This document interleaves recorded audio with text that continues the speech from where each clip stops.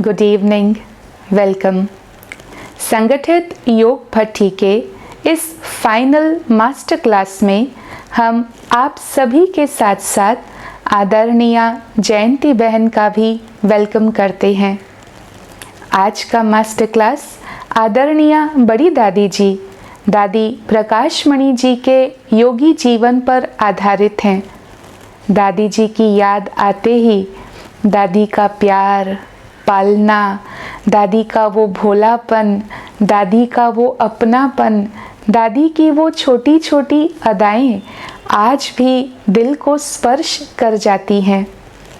लेकिन वर्ष 2007 में दादी जी ने अपना साकार रूप चेंज किया और हम सब से कहीं दूर चली गई। जब किसी दूर की चीज़ को स्पष्ट रीति से देखना होता है, उसको जानना होता है, उसके बारे में सीखना होता है, तो टेलीस्कोप दिया जाता है। आज ड्रामा ने भी हमें जयंती बहन का साथ दिया है। जयंती बहन, दादी जी के साथ के आपके अनुभवों से हम भी आज दादी से समीपता का अनुभव करना चाहते हैं और इसीलिए हम आपसे अनुरोध करते हैं कि दादी के जीवन के कुछ ऐसे प्रेरणादायी प्रसंग, आपके अपने अनुभव आप हमारे साथ शेयर करें और आपके अनुभवों से हम दादी जी के जीवन को और बेहतर रीति से जानेंगे और उससे सीखेंगे। जयंती बहन। ओम शांति। दादी प्रकाश मणि आप शब्दों से ही समझ सकते हैं, नाम से ही समझ सकते हैं कि उसकी सूरत मूरत किस प्रकार से थी। ऐसे मणि जो चमत्कार हो, जो प्रकाश सारे विश्व में फैला सके, ये है अपनी दादी प्रकाश मणि।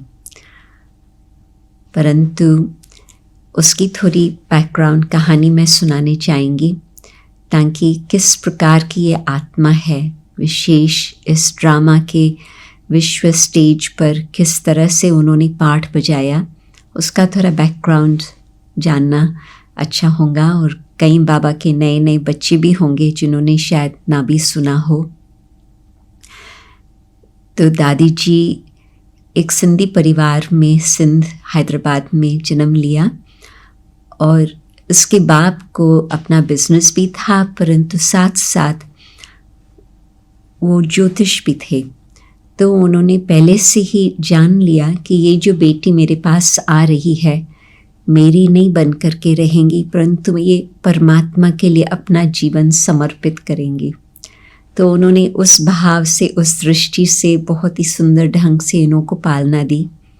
फिर जब क्लासेस शुरू हो गए ओम मंडली में, तो उस समय उनकी माता जी सत्संग में गई थी। फिर बेटी को भी बोला कि तुम भी चलो, और जाने से पहले ही दादी जी को श्री कृष्ण का साक्षात्कार हुआ। और जब सत्संग में गई और बाबा सामने बैठे थे, तो उन्होंने भी उस समय वही सूरत मूरत श्री कृष्ण की देखी और समझ गई कि ये वही आत्मा का हमने स्वप्न देखा था। तो बहुत ही जल्दी, बहुत सहज रीति से वो पहली कुमारी थी जो बाबा के सामने यज्ञ में समर्पित हुई, और कोई प्रकार का बंधन नहीं। माँ बाप ने बड़े प्यार से उसको भगवान के सेवा के प्रति अर्पण किया। और उस समय भी जो छोटा सा ग्रुप फिर तैयार हो गया, कराची में आए, तो उसमें भी फिर दादी प्रकाश मणि का बहुत ही सुंदर पाठ चला। जल्दी में ही जो छोटे बच्चे थे उन्हों के टीचर्स कुछ थे जिन्हों को सब दादी दादी कहते थे। तो दादी 16-17 साल की आयु में ही बिल्कुल दादी सब उसको कहने लगते थे जो छोटे थे। तो दादी की पर्सनालिटी, दादी का रूप इस तरह से था जो मम्मा के साथ साथ वो हर प्रकार के कारोबार में वो शामिल रहती थी। इतना तक जो बाबा ने उनको टाइटल दे दिया मुन्नी मम्मा, छोटी मम्मा। और मम्मा के साथ बहुत ही सुंदर पाठ बजाया। और फिर तो वो दिन तो तपस्या के दिन थे, परंतु खजांची ट्रेजरर दादी फिर भी बन करके रही थी। आबू के दिनों में तो भिन्न भिन्न प्रकार से दादी का पाठ चला था। और फिर आबू के दिनों में निमंत्रण मिला कि कॉन्फ्रेंस हो रही है जापान में, रिलीजियस कॉन्फ्रेंस, तो उसमें ब्रह्मा कुमारीज आ सकती। तो बाबा ने उस समय दादी जी, दादी रतन मोहिनी और फिर साथ साथ दादा आनंद किशोर, इन 3 को भेजा। तो न सिर्फ एक कॉन्फ्रेंस जापान की अटेंड की, परंतु करीब 14 मास तक उनकी सेवाएं ईस्ट के तरफ भिन्न भिन्न देशों में बहुत सुंदर ढंग से चलती रही। तो जब वापस लौटे तो बाबा ने तो बहुत बहुत ढेर प्यार किया, बहुत अच्छी तरह से उनका स्वागत हुआ, बहुत सेवाएं भी हो गई। बाबा ने उनको भारत का भी जो सेंटर्स बने हुए थे वहाँ पर भेजा, तो बहुत सेवा निमित्त हो गई उसके द्वारा। फिर तो दादी भिन्न भिन्न स्थानों पर भारत में भी रही, परंतु लास्ट में दादी का स्थान था 1967-68 में बॉम्बे, गाम देवी सेंटर पर दादी मुख्य थी। तो मेरी मुलाकात दादी जी के साथ वहाँ होती रही कई बार जब हम भारत में जाते रहे। उस समय ज्ञान तो नहीं था, परंतु बचपन में तो प्यार बहुत आकर्षित करता, तो दादी प्रकाश मणि का जो सुंदर प्यार था वो तो बहुत अच्छा लगता था। जब हम भारत जाते थे मिलते थे ज़रूर। फिर अक्टूबर 68 में बाबा ने दीदी मन मोहिनी का प्रोग्राम बनाया कि टूर पर जाए, और मैं उस समय आबू में थी, तो बाबा ने मुझे दीदी के साथ भेजा। और दीदी के एब्सेंस में फिर दादी प्रकाश मणि को कहा कि तुम यहाँ ही रुको बाबा के साथ, जब दीदी वापस लौटेंगी फिर तुम मुंबई जाना। तो उस समय तो टूर का तो था 6 सप्ताह, परंतु बाबा दीदी को और आगे भेजते रहे। और बड़ी दादी को, दादी प्रकाश मणि को टाइम मिल गया वो कुछ समय तक बाबा के साथ रहने का। अक्टूबर से लेकर जनवरी 18 तक साकार बाबा के साथ रहना, और उसमें पूरा यज्ञ का कारोबार किस प्रकार से चलता है बाबा को भी चांस मिला उसको हर बात दिखाने का, समझाने का, बताने का। दीदी मीनवाइल टूर पर जाती रही बाबा की आज्ञा अनुसार।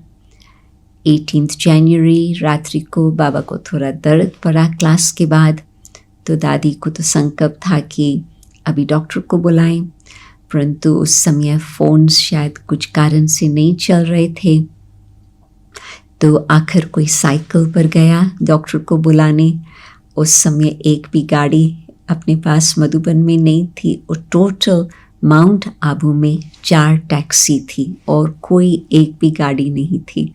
सब ऊपर नीचे पहाड़ करते थे बाईपास, परंतु फिर भी डॉक्टर के पास किसको भेजा। परंतु जब तक डॉक्टर आए, आत्मा ने विदाई लेकर के शिव बाबा के पास चले गई।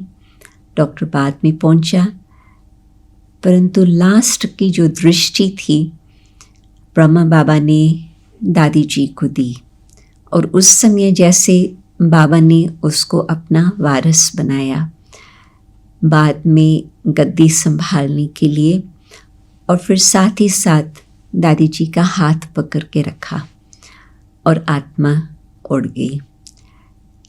तुरंत ही दादी जी ने कई स्थानों पर विश्व भर में मैसेजेस भेजे कि पिताश्री लेफ्ट फॉर अव्यक्त वतन,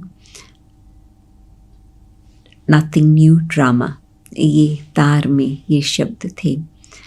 तो तुरंत ही फिर दादी ने दादी गुलजार को फ़ोन किया ताकि फिर जो भी बाबा को संदेश देना है वो सहज हो जाए। फिर तो कदम कदम पर दादी गुलजार जी नेक्स्ट डे आकर के पहुंच गई सुबह को ही। कदम कदम पर शिव बाबा से जो पूछना था, किस तरह से कार्यक्रम करना है, दादी प्रकाश मणि पूरा आज्ञाकारी बाबा की। तो हर समय बाबा उनको शिव बाबा बताते रहे क्या करना है, कैसे करना है, तो उस अनुसार ही सारा कारोबार चलता रहा। हम आकर के पहुँचे आबू में 20th morning, Monday morning. 18th night को बाबा ने छुट्टी ली और फिर 20th मॉर्निंग को हम पहुँचे तो तपस्या चालू थी और दादी जी अपनी इतनी नम्र पर्सनालिटी से, पावर से, बहुत सुंदर ढंग से बिल्कुल बाबा के साथ बैठी थी और सब दृष्टि बाबा से मुलाकात करके सब योग में बैठते जाते थे। तो वो दिन रात तपस्या, Saturday night, Sunday, Monday, day and night, फिर ट्यूसडे मॉर्निंग को मंगल सवेरे 21 तारीख दादी जी सवेरे क्लास में आई। क्लास तो वैसे तो योग का ही चलता था, परंतु उस समय दादी ने आकर के फिर ये बताया। सारी सभा तब तक मैं समझती 400-500 तो इकट्ठे हो गए थे, परंतु बाबा ने कहा था कि आप लोग रुकना, बहुत बच्चे आने चाहेंगे, और फिर तो 700 टोटल आकर के पहुँचे। परंतु उस समय शायद सवेरे 500 शायद होंगे। तो दादी जी ने जैसे ही समाचार बताया, थोड़ा सा दादी का आवाज़ टूटा। तो जैसे कि सारी सभा को छुट्टी मिल गई तो सबके आंसू आने लगे। तो दादी ने ये देखा और तुरंत अपने को पकड़ लिया और फिर तुरंत ही बहुत शांति से बताया कि आज बाबा का संदेश है कि अंतिम कार्यक्रम जो कुछ करना है आज करना है। सारे इंस्ट्रक्शंस फिर बहुत शांति से दादी ने खुद बताए। और फिर तो हम सब इकट्ठे आकर के हुए, जैसे टाइम बताया गया दोपहर का टाइम, जहाँ बाबा बैडमिंटन खेलते थे उसी स्थान पर जहाँ आज शांति स्तंभ बनाया गया है उस स्थान पर। परंतु विशेष बात क्या थी कि बाबा से संदेश आया कि जो पहले लकड़ी जला करके डालनी है वो दादी जी करेंगी। बाबा का लौकिक बेटा आया हुआ था बॉम्बे से, बाबा का अलौकिक नंबर 1 बेटा जो दादी ब्रदर जगदीश है वो भी आए हुए थे, परंतु बाबा का इंस्ट्रक्शन आया दादी जी वो बेटे का पार्ट बजा करके आग जलाएंगी। इसी से ही आपको पता चलता है कि ड्रामा अनुसार कैसे दादी का तुरंत पाठ प्रत्यक्ष होता रहा। और फिर शाम के समय हम लोगों को मालूम नहीं था, परंतु अव्यक्त बाप दादा की पधरामनी हुई, अव्यक्त शिव बाबा की पधरामनी हुई दादी गुलजार के तन में। और वो तो बाबा ने बहुत डिटेल के इंस्ट्रक्शंस दिए, परंतु एक विशेष बात भी बाबा ने कही कि जब गुरु जाता है तो दूसरा किसको चुन करके गद्दी पर बिठाते हैं। तो जब लौकिक बाप जाता है तो किसी और को चुन करके उसको बाप के स्थान पर नहीं बिठाया जाता, परंतु जो बड़े भाई बहन हैं वो छोटों को संभालते हैं और वही पालना देते हैं। तो आप लोगों की जो बड़ी बहनें हैं बाबा उन्हों को मुकर्रर करते हैं और साथ में दूसरी दादियाँ और बड़े भाई आप सबकी संभाल करेंगे। और बाबा के भोग के ऊपर एक छोटी सी चांदी की प्लेट थी, उस पर गुलाब के फूल थे बगीचे के। एक गुलाब उठा करके बाबा ने दीदी मनमोहिनी के सिर पर रखा, दूसरा गुलाब उठा करके बाबा ने दादी प्रकाश मणि के सिर पर रखा, जैसे कि संगम युग में कॉरोनेशन सेरेमनी देखने का मौका बना। फिर तो दादी जी का दीदी के साथ बहुत ही सुंदर पाठ चला और इतना आपस में वो मिल करके चलते थे, जो दोनों ही कहते थे 2 शरीर है परंतु एक आत्मा है। इतना उन्हों का आपस में मेल था जो बिल्कुल, दीदी से कोई बात पूछो दीदी कहेंगी दादी से पूछो, दादी से कोई बात पूछो कहेंगी दीदी से पूछो, परंतु फिर आकर दोनों का विचार एक ही होता था बहुत करके। तो इस प्रकार से बहुत सुंदर पालना का पाठ और साथ साथ एक्सपेंशन का भी पाठ बहुत ही अच्छी तरह से दादी जी ने हर प्रकार से पालना भी दी, विश्व सेवा भी की, विश्व सेवा भी कराई। उसमें कुछ कुछ जो हमारे पर्सनल अनुभव की बातें हैं मैं वो अभी सुनानी जाएंगी।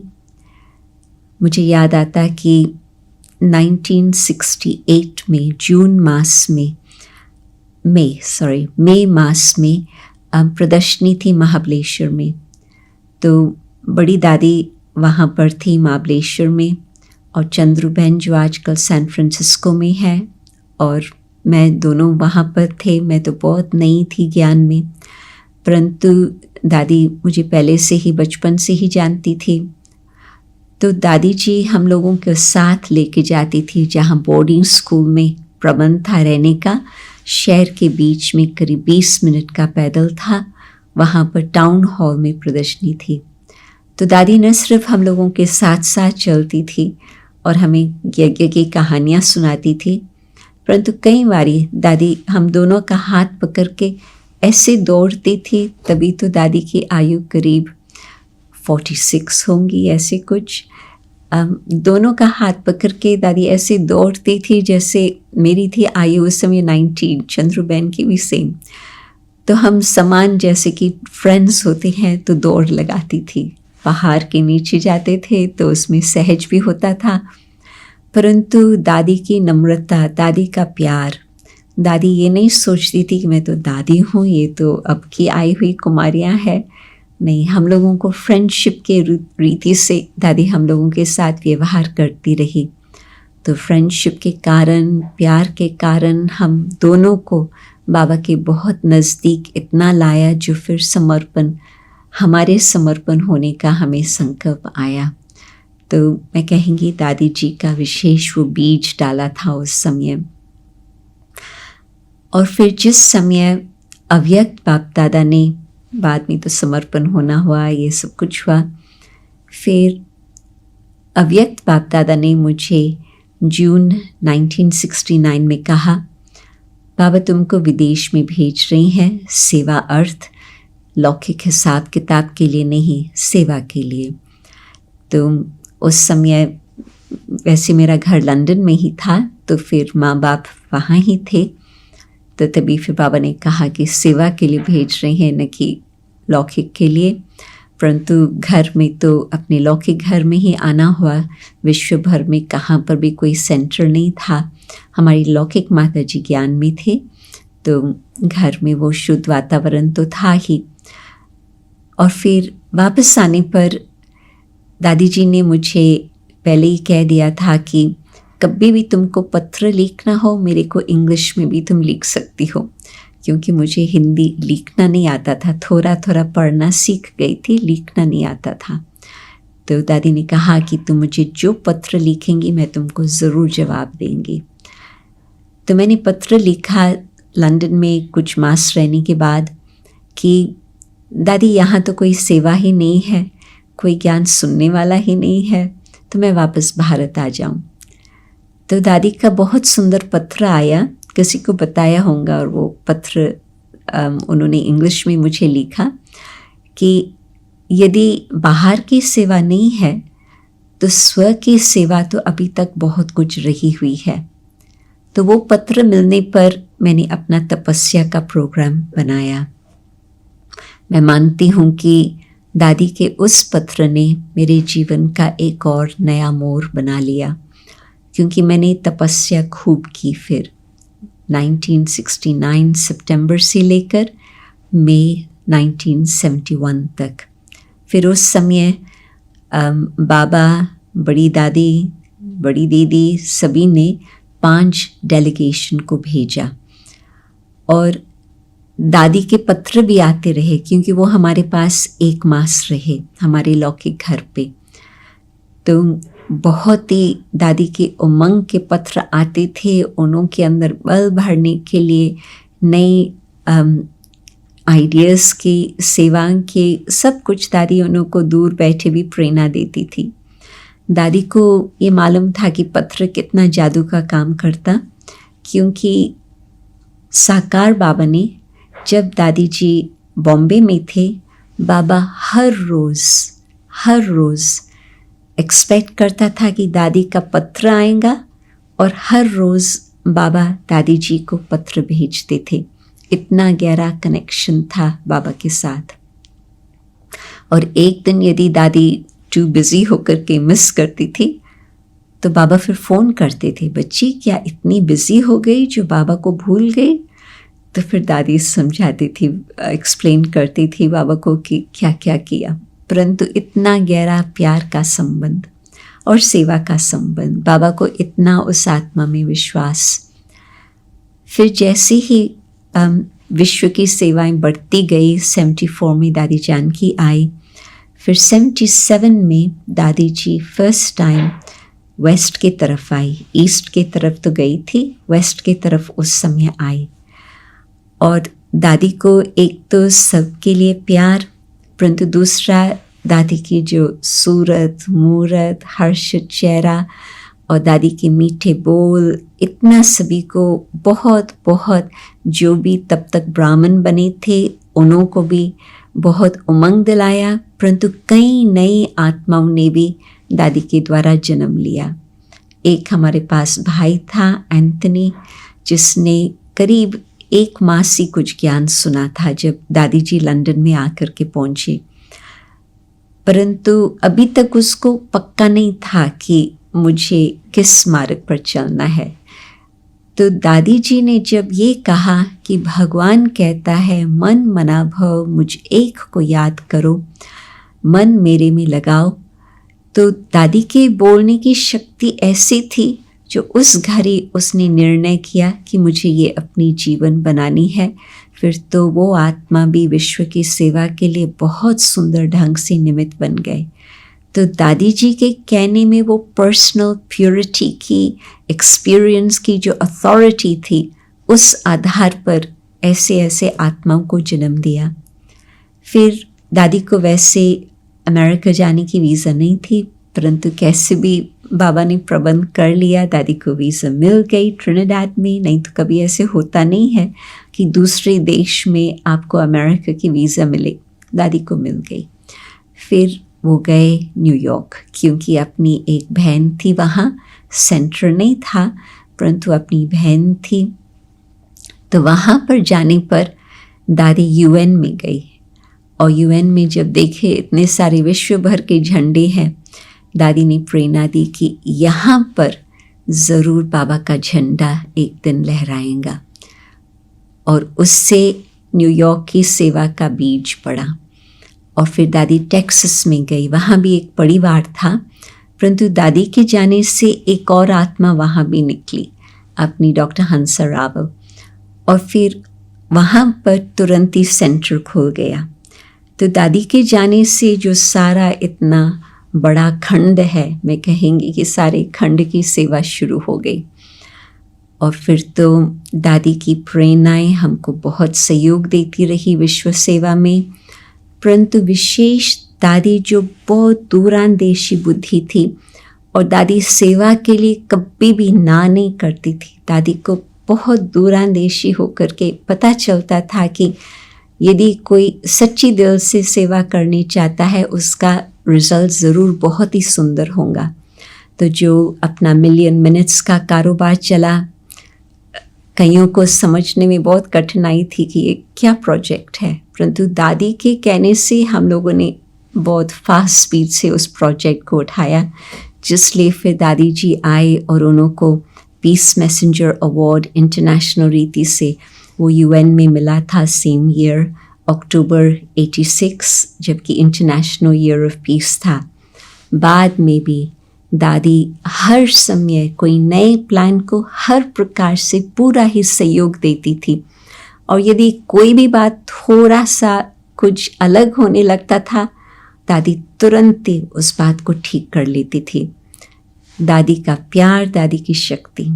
और हर एक याद करता है दादी जब पांडव भवन के आंगन में बैठती थी, बिल्कुल दादी फ्री होकर के बैठती थी।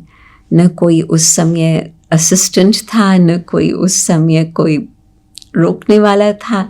दादी हर एक के साथ मिलती रही। क्योंकि दादी को था कि 1 सेकंड की भी पर्सनल दृष्टि, तो शब्द भी पर्सनल होते तो कितना आत्मा को बल मिलता था। तो विदेश के भाई बहन ट्रांसलेटर ना भी हो कोई हर्जा नहीं, वो दादी के पास जाते थे गुड मॉर्निंग करने के लिए। दादी को थोड़ी बहुत इंग्लिश भी आती थी और दादी की बहुत जल्दी प्रैक्टिस भी हो गई। तो दादी बहुत अच्छी तरह से सबके साथ मिल करके बातें करती थी, उमंग दिलाती थी। फिर कारोबार भी दादी वहाँ ही करती थी, मीटिंग भी वहाँ धूप में बैठ करके आंगन में करती थी। तो हम देखते थे कि दादी कितना फ्री माइंड है। और दादी की एडमिनिस्ट्रेशन स्किल्स, मम्मा की एडमिनिस्ट्रेशन तो बहुत ही सुंदर, दीदी मनमोहिनी की भी विशेष, और फिर दादी प्रकाशमणि। और दादी प्रकाशमणि मधुबन की सिस्टम शुरू से जैसे बनी हुई है वैसे भी चले, परंतु साथ ही साथ जब दादी मीटिंग करती थी मधुबन निवासियों को बुलाती थी, और जब भारत की मीटिंग करती थी तो सारे भारत के जो मुख्य भाई बहन हैं उन्हों को बुलाती थी। साकार बाबा के समय ही वो बाबा उसको सेमिनार करते थे कहते थे, परंतु वो मीटिंग शुरू हो गई थी। परंतु मधुबन की मीटिंग जो दादी ने शुरू की, हर बात मधुबन वालों की राय सलाह से करनी है। हर एक का सहयोग फिर दादी को वो प्यार से मिलता रहा। और बाबा के जाने के बाद आप सोच सकते हैं कि सब कितना सोच में थे कि बाबा का कार्य कैसे चलेगा। परंतु दादी को विशेष कला थी हर एक के नफ्स को देख करके फिर उनको प्रेरणा देना सेवा करने के लिए। और दादी हर एक के लिए यही सोचती थी कि जितना वो सेवा में अपनी जीवन देंगे उतना उनका भाग्य बनेगा। तो दादी की बहुत बड़ी दिल, हर एक को चांस देने के हिसाब से भी, परंतु साथ साथ मधुबन का जो इतना भंडारा चल रहा है आज तक भी, आप सोचो कि कितने मधुबन में समर्पित भाई बहनें हैं, उन्हों को संभालना, उन्हों का सब कुछ देखना। परंतु साथ ही साथ यज्ञ में आप सोचो कि अब तक तो आगे चल के सीन देखेंगे ड्रामा की, परंतु जिस तरह से 25,000 लोगों की सेवा होती रही है, 3 बारी का भोजन हो, चाहे अनेक बारी चाय पीनी हो, जो कुछ चाहिए, बिल्कुल बेहद का भंडारा। तो मैं समझती हूँ कि ये सारा सब कुछ ऑर्गेनाइज करने के लिए बाबा ने दादी को जो निमित्त बनाया, वो दादी की बड़ी दिल, फ्राक दिल, सच्ची दिल और बिल्कुल बेहद की दृष्टि। और दादी जब विदेशी आते थे, कई बार दादी कहती थी, यदि साकार बाबा होते आपको कितना प्यार करते, तो मैं भी आपको, बाबा तो नहीं हूँ परंतु बाबा का प्यार आपको ज़रूर अनुभव हो मधुबन में आकर। तो बेहद की दृष्टि में फिर दादी को कुछ भी बात आप पूछेंगे तो दादी कोई छोटी दिल से नहीं देखेंगी, दादी बड़ी दिल से देखेंगी और कहेंगी हाँ क्यों नहीं, क्यों नहीं। हर बात में दादी का जी हाँ का ही उत्तर मिलता था। और दादी की बड़ी दिल हर एक के संस्कारों को भी समाने में। कुछ गलती हो गई, हाँ दादी शिक्षा अवश्य देंगी, परंतु फिर भी ज़रूर आगे का रास्ता भी बताएंगी और दरवाज़ा भी दादी खोल के रखेंगी कि हाँ आगे चलते जाओ।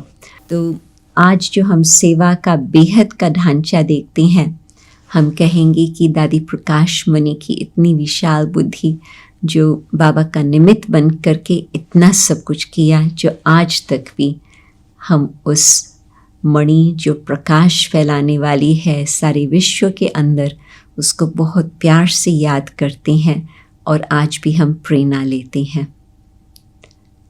ओम शांति।